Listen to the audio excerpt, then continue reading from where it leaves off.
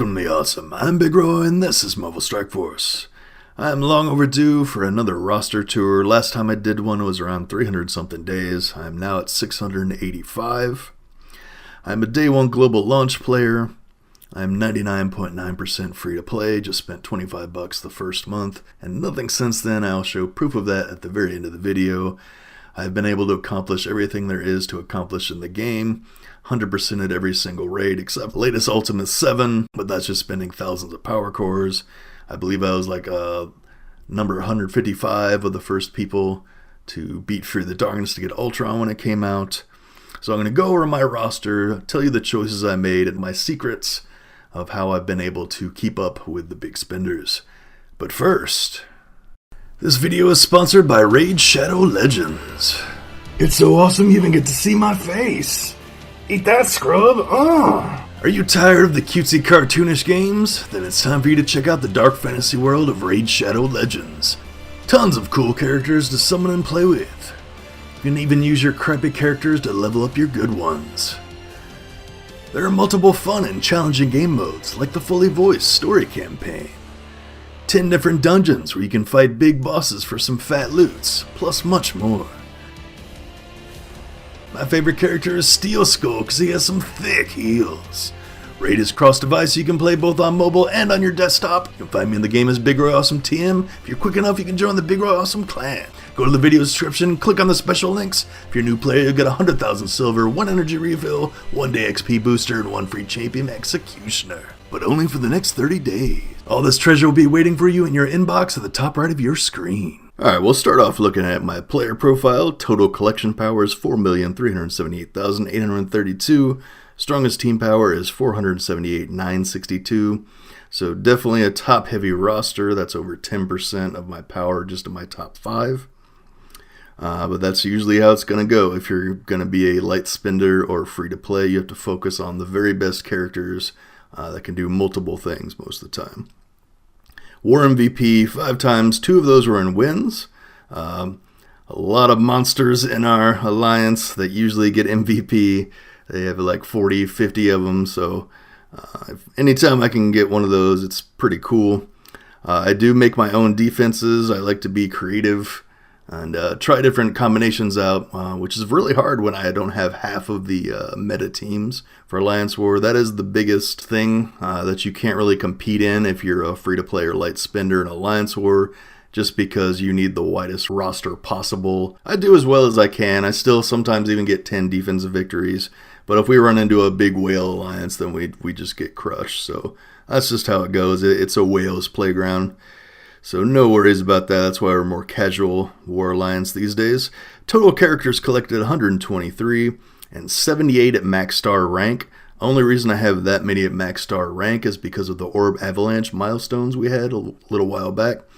I took a lot of crappy characters to 7 stars just so I could get the Ultimus Orbs, so I could open enough so I could make sure I got all those milestones. And that's greatly helped me get ready for Dark Dimension 3.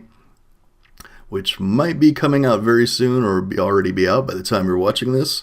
And I should be in there day 1. And I'll actually be streaming that on my Twitch channel. That's twitch.tv/BigRoyAwesome. So come check me out on there also. Now getting to my very first big secret of success. And that is focusing on Arena as my priority. I finished first well over 120 times. And then my other top 5 and top 10 like hundreds of times. At least like 200 or something, and that's huge for having those cores to keep you going, to keep your energy going, to keep your farming going. That is your engine, so if you're free to play or a light spender, you have to focus on Arena and finish top 5, top 10 as much as you possibly can to keep those cores coming in. That's the only way you're going to keep up. Blitz, I'm pretty much milestones and chill these days. I started that movement a while back, and I'm holding strong to that. I've only gone hard like for Mr. Sinister just because he's so awesome, which we'll talk about later on. So I don't do much blitzing these days because I think it's the biggest waste of time in the game. And it makes a lot of people quit if they go too hard on it. Alright, so let's jump into the roster. I'll quickly go over the ones I have in favorites, and they're mostly what I'm farming. I only have a very few left to farm all the way to 7. That's Falcon. He's fantastic. He's in the Power Armor team, but he's also in the Tech Wing Ultimate 7 team. So he's a fantastic character to farm up. Right now I only have T4s in his Ultimate. I'm considering getting them in his special for that extra speed bar. Might be in the difference because you also need him in at least the new Blaster Challenge, which is insanely hard. But as you can see, I've been stockpiling my orange ability mat so I can stay as flexible as possible.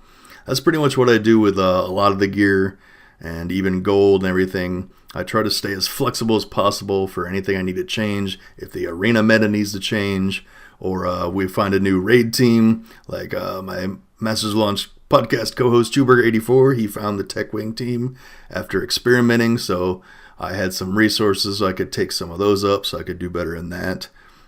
So big props to him for doing that.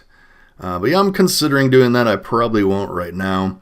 I'm going to use all those T4 mats on my DD3 teams because you need 15 of those. Speaking of DD3, Shield Trooper will be my 5th character. I already have 4 of them at T14. He will be my 5th, so I can do those first 3 nodes. He's not great. The only reason I'm doing that is because he is the only character that doesn't use any of the mini uniques, the new ones that came for T14.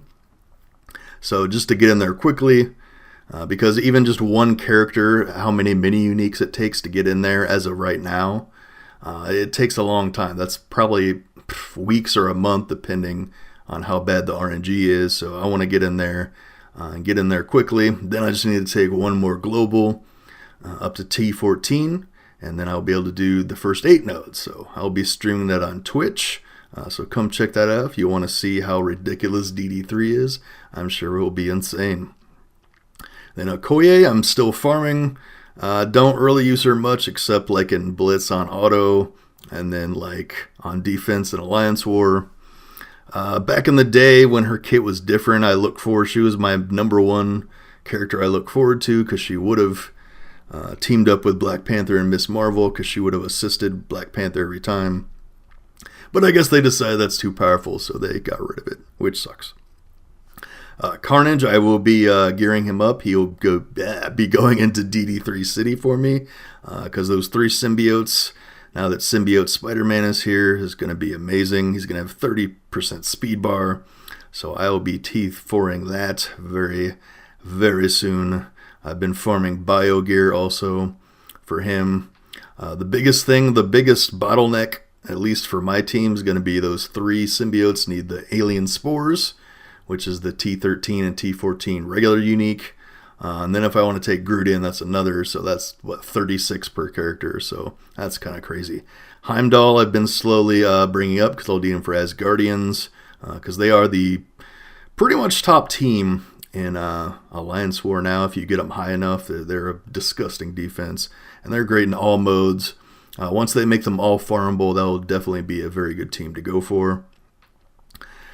America Chavez, just farming her because, I need to farm characters. Don't have any plans to bring her up anytime soon. Same thing with Mr. Fantastic. I'm not going to put much into Fantastic Four. I have been using Namor. I brought him up a bit for Alliance War offense just because he's so good. And then Invisible Woman I've been using a lot in Arena, so she's definitely good. But the rest of them, you can hold off because, who has the resources? And then Sif, I'll be bringing her up for Asgardians. Just whenever I need to get to the next gold milestone, I just put a little into her. All right, moving on to the next ones. My 2 pride and joys. Big Daddy Nick Fury, 7 red stars. He was my first 7 red star I pulled well over a year ago. I have him completely maxed out. Tier 14, all T4s. Cannot put any more into him. He's very good, but he's not the best to have a 7 red star on. Big reason is his summons do not get any benefit from the red stars, which sucks. But he's still very, very, very nice to have. He's just not like the toppest tier as he used to be. He's been passed by a lot of people. And then we got Thicknose. He is my latest 7 red star. Just pulled him at the beginning of this year. As of now, I haven't put any into his passive because I haven't found that I've needed it. Because I've just been using him in Arena. Then here and there an ultimate 7. And he gets enough energy. One day I might do it, especially since I'm going to take him into DD3. So I'll probably put them into there. But once again, I'm staying as flexible as possible. If I felt I needed that last 25%, and it would be the difference, then I would get it. But as of now, I haven't needed it. But I definitely put it in his special for that extra 50% and 30% to his ult. His ult heals him all the way back to full, and he's almost dead, and that's 387,908, and that's when he's an ultimate 7. So I don't put Minerva behind him, which a lot of people might think you would do because you want to feed her, but I tested it out. And if you use Minerva's ult, it only brings him back up to half-life. Whereas I want him getting all that energy and ulting as much as possible, do all that AoE damage, and he heals himself back up to full. It's amazing. And he's amazing in Arena too. You can see a lot of that on my Twitch channel as well. Alright, then we got Phoenix. She's my other Tier 14, my third one. She was actually the first one I did. I completely maxed out all her abilities with T4s, and she's at 4 red stars. Very amazing. I'm still considering whether or not I'm going to put those gold promotion credits into her. I would need to get her to 5 first, so we'll see. As of right now, I'm saving all of those 10 gold promotion credits. Then actually, we have been running very long now, so I'm just going to do a few more and wrap it up, and then we'll do the rest in part 2 and maybe part 3. Alright, so we'll hit my other Tier 14, that is Ultron. Everything except his passive. I haven't felt I've needed that either because it already prolongs 4 positive effects, and you're rarely going to have more than 4. I haven't ever seen the need to spend the mats on that. Some people might disagree, but I don't think I've ever really needed it. I don't think it's been the difference between losing or winning a battle. Alright, so we'll just finish off this row here. So we got Big Fatty Rhino. He was my first 6 red star. I put T4s into his special and ult. He is a little underwhelming, I have to say. That's why I haven't taken him all the way up. I did take him to Tier 13, but I don't know. He's good here and there, but he's just not amazing. It might be better if I brought the rest of Sinister 6 up, but I haven't had the resources. So he doesn't do as much as you think he would. Alright, so we got Star-Lord next. He was very good in Dark Dimension 2. I'm probably going to take him into Dark Dimension 3, depending if I can get the tech pieces for him, because I'd still need to get Minerva up also. I have put T4s into his special and ult.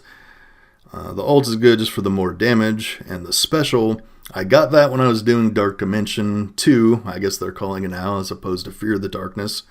But that extra 50% chance to blind a third target can be the difference between winning and losing, especially when it's in a Dark Dimension.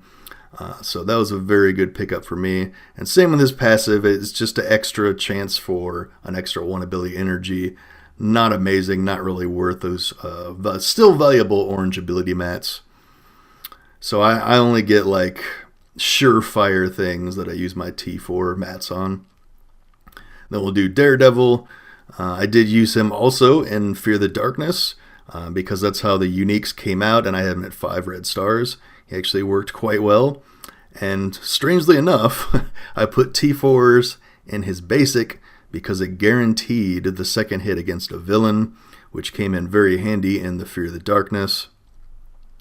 I wouldn't really recommend him at this point. There's just so many other good characters. I wouldn't put him at the top of your priority unless you get something insane like 7 red stars on him and then like the rest of your defenders team or something. As of now, I wouldn't recommend putting tons into him, just enough to get to a decent tier in the gold challenge and of course to finish the block party. Alright, so then we'll just finish up with Shield Security for this part 1 of my roster tour, which looks like it's going to be very long. Alright, so I also used him in Fear the Darkness. I haven't really touched him since. I did take him up to 71 for that extra little resist buff. I put T4 mats in his special for the extra damage. Came in handy, but once again, him and pretty much the whole Shield team, they've fallen off. With Coulson coming in, who is one of my favorites, and I use him in raids and arena, not just on war defense. But we'll talk about him in the second part. But yeah, the Shield team has fallen off. They're not the top team they used to be, but they had a very good run. So I'd put a decent amount into them, but you don't want to take them up as your first team anymore like you did back in the day. All right, so I'm going to wrap it up for this part 1 of my roster tour. Watch out for part 2 and maybe part 3 coming soon. Check me out on Twitch. I've been streaming up to 3 days a week, usually Mondays, Thursdays, Saturdays, around 3 o'clock to 3:30 Eastern. You can see me do some top-end arena and some other stuff and ask me questions. Have some fun. Come hang out. I greatly appreciate getting to talk to my fans in real time and answer their questions. Also check out the Masters of Launch podcast. We've been talking about this huge boycott movement going on and all the blog posts, the answers from Fox Next, and how that's been going, plus everything coming to the game, all about Cyclops, Symbiote, Spider-Man, all that stuff. Lots of fun, so check that out if you haven't already. And that is going to do it. Thanks for watching, and until next time, stay tuned and stay awesome.